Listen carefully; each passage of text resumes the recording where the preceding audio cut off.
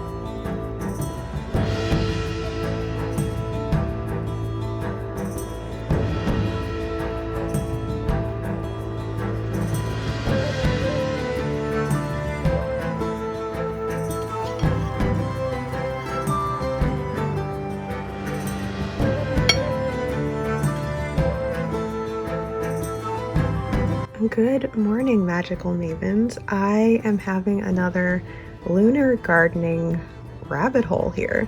So as you can see, it is the end of April and I'm getting ready to create my lunar gardening calendar in my journal for May.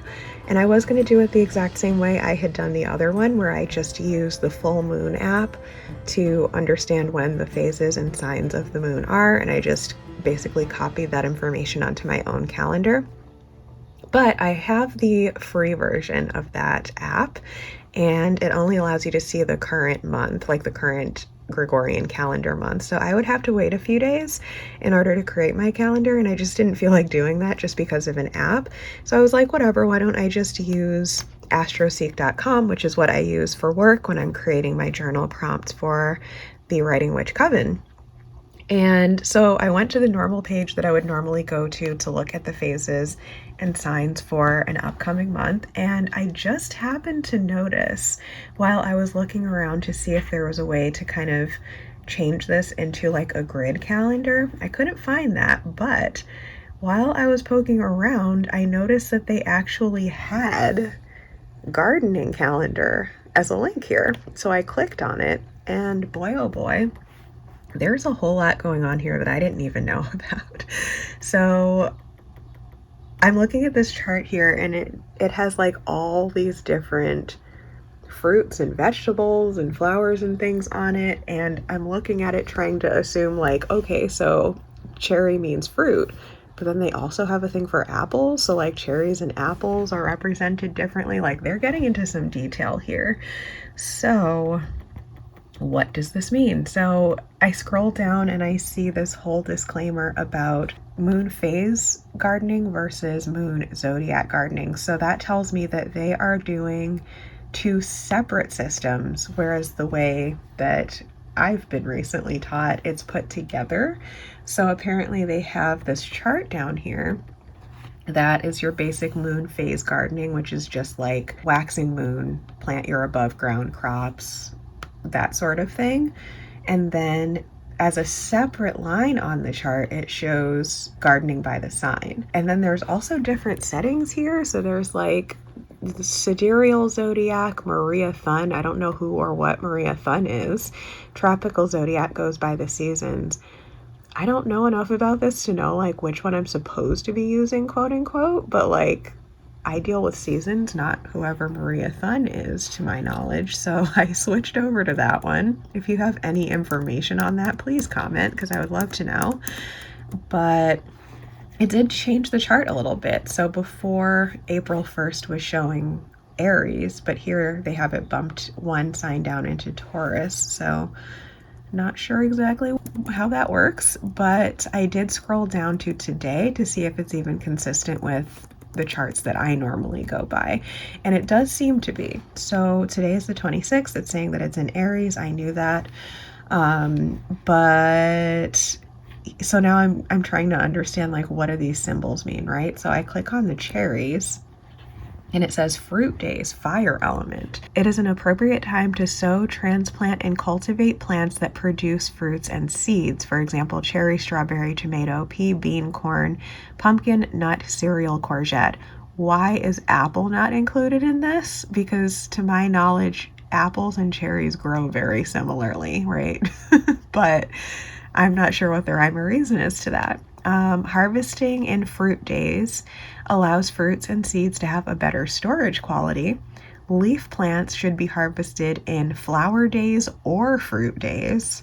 And they even have a line for beekeeping. Beekeeping says fruit days stimulate the collection of nectar. Bees are also supposed to be more gentle on these days. So like this is like a whole nother, I don't know if this is a whole separate system from what I've been looking at, or if it's just additional detail into it. So how would I interpret this right now? Okay, so looking at today, I did know that the moon was in Aries, and I did know that we are in the last day of the moon cycle, so that's considered a barren day, so I wouldn't be planting on this day. But then this one also says fruit. So what I would interpret this as, with the way that I've been going about it, is I just wouldn't do any crop gardening on this particular day, because to me, this information about Aries being good for fruit, I still wouldn't use that information on a barren moon phase day. I would wait until Aries pops up during a phase that's considered acceptable for planting, I guess is what I would do. So according to this calendar that goes based on the elements, it might be a fairly different system to the version that I was taking notes on in my journal, because this one is simply breaking down the type of crop by element, and then going based on the element associated with the zodiac sign. So it's saying leaf days are water element, fruit days are fire element, root days are earth element, and flower days are air element. I would automatically agree with these correspondences. However, I'm curious to see how it compares almost side by side to what I was learning earlier. I almost want to feel like this makes more sense because let's be real here. I was an elemental witch long before I was an astrological witch, and it kind of progressed from a place of being really interested in the alchemical elements. So to me, the elements are kind of the most basic building blocks of things, and if something fits with my understanding of the elements, it typically makes sense for me. But I felt like some of what we were getting into with specific signs and like this sign is barren, this sign is fertile, all of that, to me that was getting like a little bit dogmatic almost. So I'm wondering if this system would actually be better for the way that I function in my like worldview, if you would. So yeah, I think just for a place to start, I think what I'm going to go ahead and do is just go back to the regular moon calendar that I'm already used to using for other things in my life. And I'm going to go ahead and create my calendar based on that. And then from there, I can assess these different systems and kind of decide which days I would plant on based on, I don't know, what seems optimal for multiple systems would probably be ideal. I don't know. So I'm going to look a little bit further into this and I'll let you know if I come up with anything that feels usable to me. But I just wanted to kind of document that and let me know if you know anything about this stuff. And we're back. So as you can see, things got a little bit messy here. Ignore this part. I just made a random foolish error in my drawings here and had to start over. But here we go. We've got a nice clean looking calendar for May. And basically what I've done is I've gone ahead and just created the basic moon phase calendar exactly the same way as I did before. But I kind of color coded things a little bit differently. So first of all, just from last month, what I learned was to make sure that I'm visually aware of the days when the moon is changing out of a fertile sign and into an infertile sign. Because last time I just circled which days had fertile signs in them, and then I realized that I was a little bit out of the time window one of the days, so we don't want to necessarily do that again. So I've just, on days when it changes, I've gone ahead and just kind of cut it off with pink. I should put that as a code. Pink represents fertile.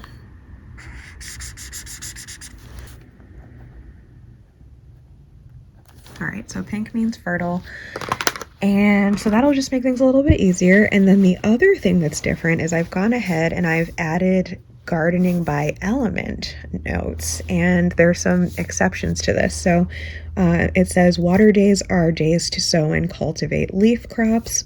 Fire is fruit days, to sow and cultivate fruit and seeds. Earth is root days, sow and cultivate root crops. Air is flower days, sow and cultivate flower plants.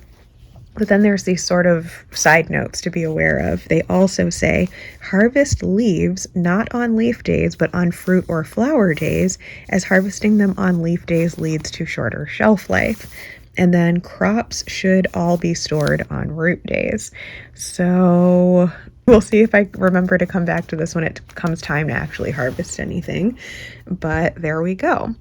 So another thing to note on here is that the days that I'm circling are not going purely based off of gardening by element, because I'm also making sure that I'm following the guidelines for just lunar phase gardening. So for example, you can see here I almost started to circle half of this day in pink to show that it was fertile, because Taurus is considered the one non-water sign that is fertile according to the like Appalachian lunar gardening method that I was looking at on the previous pages.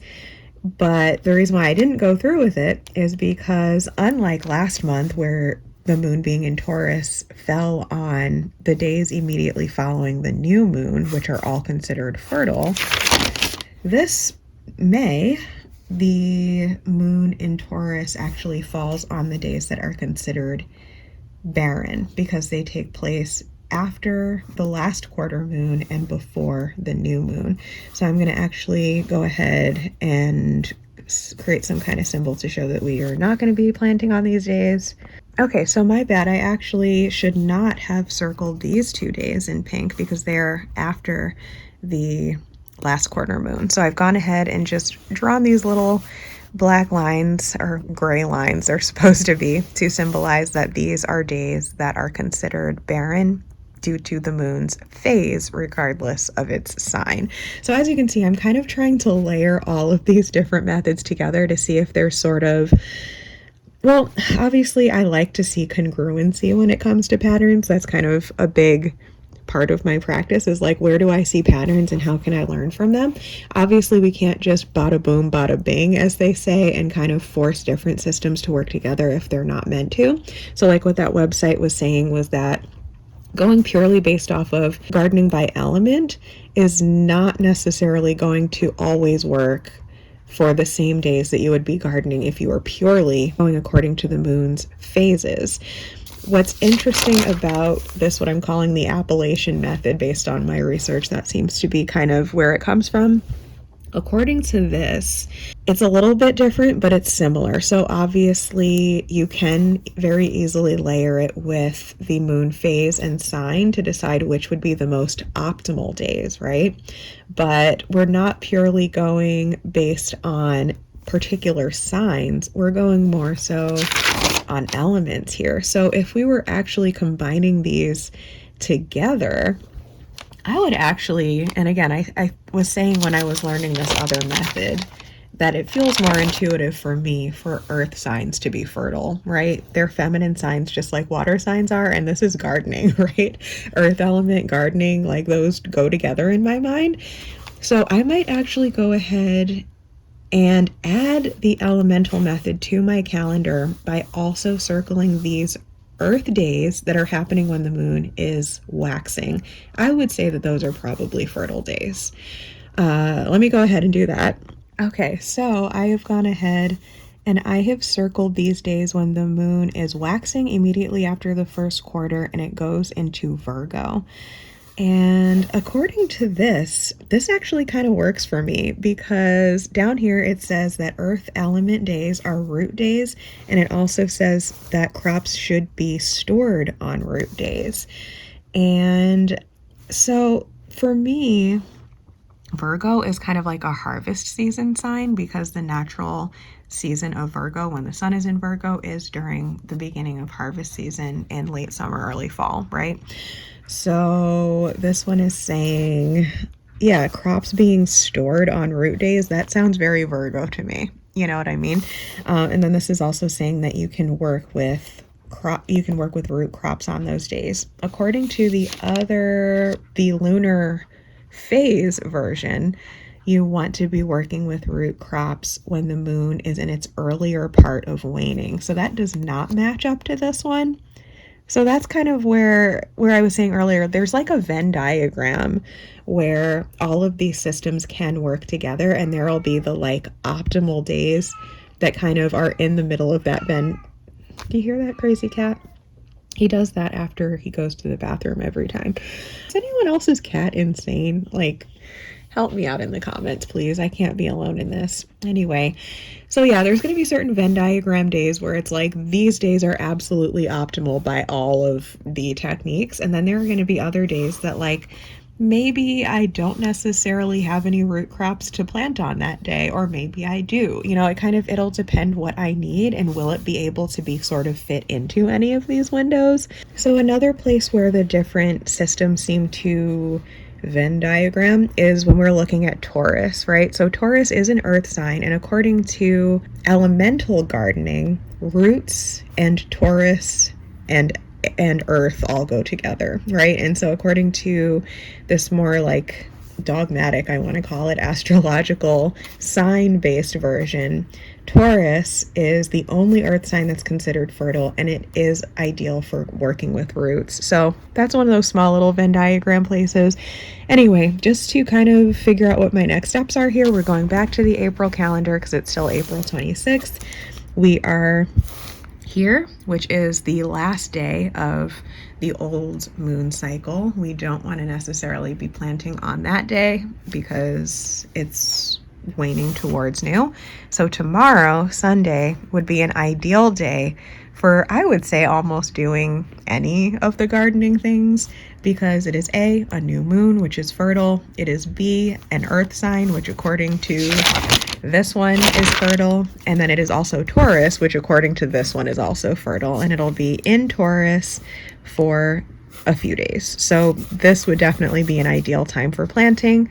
This day would be considered less ideal according to this system. According to this system, however, it would be in air, meaning that it would be a day to work with flowers. So if it so happened that I had some flowering plants that I needed or wanted to work with on this day, I would do that. But I would probably try to prioritize it for these days because that would probably just be more potent. So you kind of see the method to my madness. My method is, at least what I'm trying out, we'll see if it works, is like, which are the most potent days to do anything? Like, can I narrow it down to do that? And then if for some reason I can't, or there's something that falls outside of that and I need to get it done on a like slightly less Venn diagrammy day, I would just choose a day that isn't considered barren by either, not even, well, let's put it this way. If it's considered barren by all three systems, that would be a day when I wouldn't plant. But if it's considered fertile by any of the systems and I needed to plant on that day, I would. I hope that makes sense. I'm rambling at this point. I need to just go ahead and see how this works in practice, but I hope that my sort of method to my madness makes sense. Let me know what you think of this in the comments. I'm gonna get off of here now because now my brain is just scrambled eggs. So time for breakfast.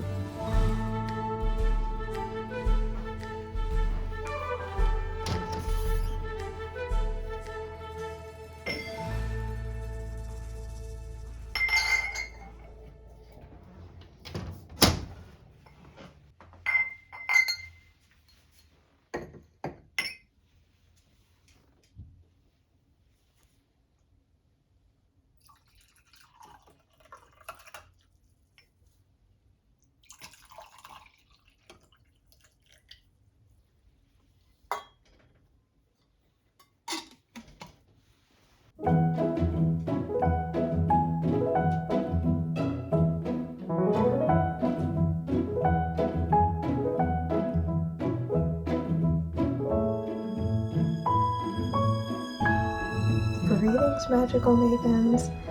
I just wanted to pop in here with an interesting thought. So I'm not going to go through my entire story right now about how I discovered sweet woodruff and my journey with May wine making, because I've talked about it in other videos, which I'll try to link here.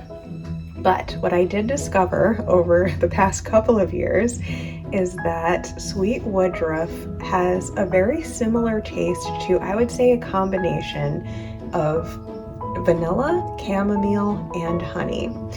This year I did find a new recipe for May wine that called for honey. I don't think I've ever come across that before or how traditional that is, but I thought that would be a great thing to add to any spring drink, right? It's almost like a cross between mead and May wine, which I think I have also just intuitively done before as well.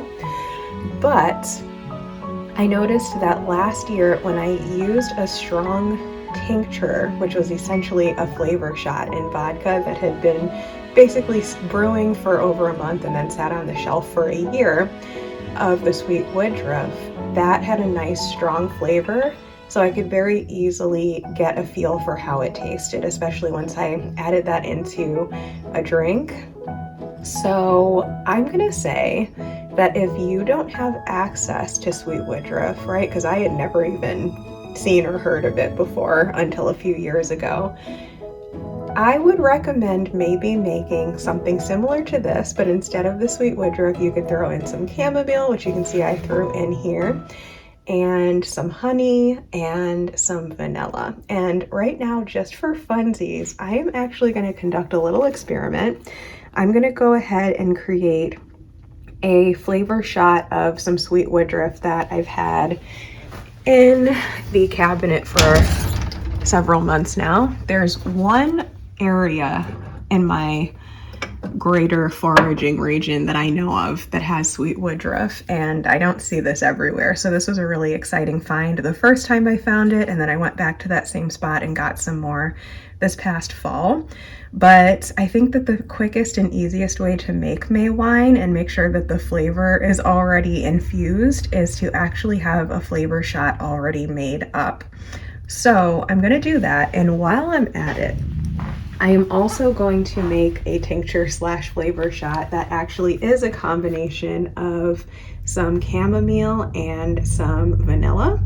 And I'm gonna actually, once they're done, compare them side by side and let you know how similar the flavor is, because I would like to know, and I feel like some of you guys might like to know too. Because like I said, I'm not sure how accessible sweet woodruff is to most people. So let's give this a go. In any case, whether you have sweet woodruff or not, I always just like to insert the disclaimer that you should use what you have and what you like. So before I ever came across sweet woodruff in my travels in the past, I just was like, okay, May wine, what would I put in May wine that I have? So obviously strawberries, sometimes honey, and some kind of flower petals. So sometimes I've thrown rose in there and then some kind of herb. So I think one time I threw some mint in there. So like mint and strawberry went really nice together. Definitely not quite the same drink as this, but I just think it's nice to use what nature has given you. It doesn't always have to be historically accurate or traditionally accurate. There's something magical about just working with the magic that's at hand. So enjoy whatever kind of fun, magical spring drink you like this year.